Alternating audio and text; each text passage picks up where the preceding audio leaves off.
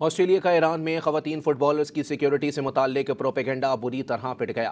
ایرانی خواتین فٹ بال ٹیم کی مزید 3 کھلاڑیوں نے آسٹریلیا میں پناہ کی درخواستیں واپس لے لیں۔ ایران کے سرکاری میڈیا کے مطابق تینوں کھلاڑیوں نے سیاسی پناہ کا ارادہ ترک کر دیا۔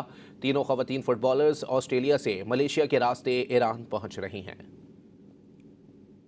آپ کو بتائیں کہ آسٹریلیا کا ایران میں خواتین فٹ بالرز کی سیکیورٹی سے متعلق پروپیگنڈا بری طرح پٹ گیا ہے۔ ایرانی خواتین فٹ بال ٹیم کی مزید 3 کھلاڑیوں نے آسٹریلیا میں پناہ کی درخواستیں واپس لے لی ہیں۔ آپ کو اپڈیٹ کر رہے ہیں اس حوالے سے کہ آسٹریلیا کا ایران میں خواتین فٹ بالرز کی سیکیورٹی سے متعلق پروپیگنڈا بری طرح پٹ گیا، جبکہ آپ کو بتائیں کہ ایرانی سرکاری میڈیا کے مطابق تینوں کھلاڑیوں نے سیاسی پناہ کا ارادہ ترک کر دیا۔